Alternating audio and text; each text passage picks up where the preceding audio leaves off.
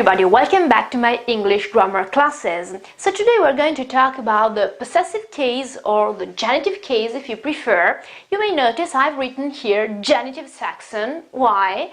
Because in many other languages, like in my language, in Italian, okay, we refer to the possessive case with the definition of Genitive Saxon, okay, Genitivo Saxon in my language or in other languages with other translations. But in English, we don't use this definition very much, okay, we tend to use possessive case or genitive case because Genitive Saxon refers to the old language, the old Germanic language in which there was an actual genitive case, and so this is a little bit different maybe tomorrow. So normally we could find possessive case as a more widespread, more common definition. Anyway, the meaning is the same. Possessive, so possession. How can we form this possessive case or genitive Saxon today? Just with apostrophe and s in this way. So we use a little bit of algebra here to help us explain that.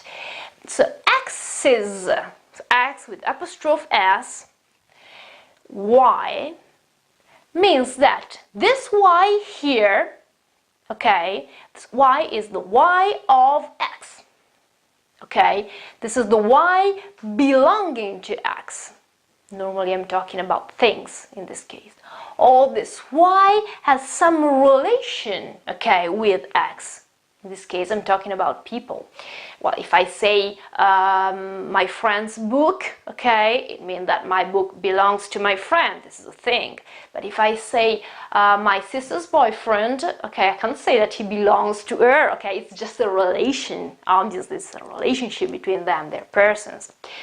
Now, this is quite simple. This is quite easy. The problem may be when we have to write this genitive, this possessive case, whatever, okay, in different situations with different nouns, plural, singular, they maybe have an ending in s or other things, and so we sometimes we don't know if we have to add just the apostrophe or apostrophe and s or nothing, or so we'll see all these cases, the situations now. First circumstance, the easiest one, okay, the most common one, the base form, okay, in this case is with singular nouns.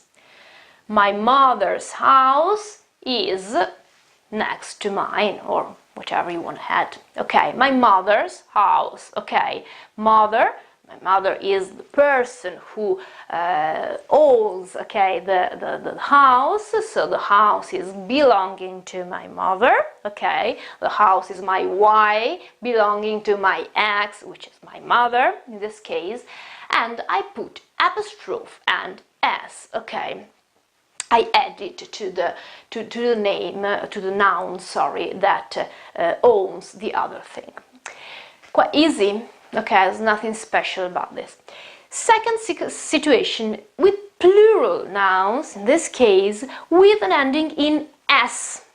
This is a little bit more tricky. Example, the two sisters' house is next to mine. In this case, the house, the house belongs to the two sisters, okay, and so I have a plural noun and the ending is s. What can I do here? Apostrophe and s, two s's? No, I just put the apostrophe, no s in this case, okay? I just say the two sisters and I write just the apostrophe without putting the s, okay, for plural nouns whose ending is in s. Third situation, plural nouns but with don't have an ending in s. So I'm talking about irregular nouns like, for example, woman, which becomes women, man, which becomes man, or child and children, or mouse and mice, or tooth and teeth. There are many, okay? So in this case I have no ending in s. What can I do here? I use the base form, okay, the regular form we saw number 1, okay. This is just the women's house is next to mine, okay. I add apostrophe and s because I have no ending in s in this case. So even if it is a plural, I can use it, okay, I can consider it the same as with a singular noun because obviously I don't have a final s. Then again, number 4, singular nouns, okay, with an ending in s, okay. For example, names of people. James is a singular noun, okay, but the end is obviously, the ending is an s. What can I do here? There are many mistakes usually here, because many times we tend to use the rule that we saw for plural nouns with ending in s, and we add just the apostrophe. Wrong.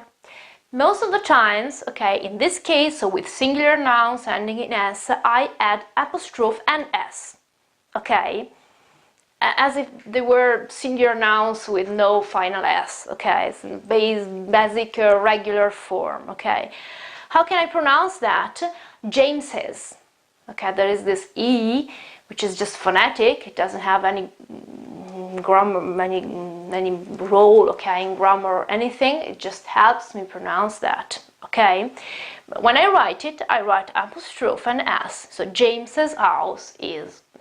Now, you could tell me here that in some cases you saw some singular nouns with ending in s with the apostrophe and no s in the possessive case. True. This is very common, especially among names that come from religion, from the Bible, or from the classical tradition, like, I don't know, Jesus. Most of the time you find Jesus apostrophe and no s. Or classic, so Sophocles apostrophe and no s. This is something that happens, but just in those cases, okay. Everyday nouns, I tend to use the normal, the basic form, the regular form. Then again, possessive nouns as a part of a phrase. What does it mean? That the noun, okay, with the possessive case, is part, okay, of a phrase, and I can't break that. Example, the king of Sparta's wife was Helen. Obviously, Helen, I mean the wife, now belongs to, oh no, I can't say that, obviously, because no one belongs to anybody. But anyway, the wife, okay, is in relation with the king. But I won't say the king's of Sparta wife. I will say the king of Sparta's wife, because king of Sparta in this case is a phrase I can't break, because the meaning, okay, requires that the phrase isn't broken, okay, it's just a whole. Same goes for another situation when I have maybe two nouns with the same possessive case. What can I do in this case? I repeat the apostrophe and s 2 times? No, you know that English is a language that tends to simplify things, okay, to eliminate things that aren't really necessary. So, for example, in this case, John and Mark's car is new, for example. So the car belongs to John and Mark, so to both of them, the same car. So in this case, I put apostrophe and s just to admit to the second noun, okay, I won't repeat it for the two nouns. Last case, last situation, when I have no nouns at all. There are some cases in which I can eliminate a noun because I've already told that and it's implied that the noun is in the sentence. I don't have to repeat that. Example, her hair is longer than Sally's. I won't say her hair is longer than Sally's hair, okay? This is a repetition, obviously it doesn't. So I can eliminate the second noun here, in this case, and I can just leave the possessive case, okay? Just leave the apostrophe and S referring to Sally in this case, with no noun following. Right, this is our, I think, almost all cases. If you have any questions or you have any doubts, or there are many some other cases I haven't mentioned here, just leave me a comment below, okay? If you have any other requests, I'm just here for you. Thank you so very much for watching, and see you very soon with English Grammar. Thank you, bye!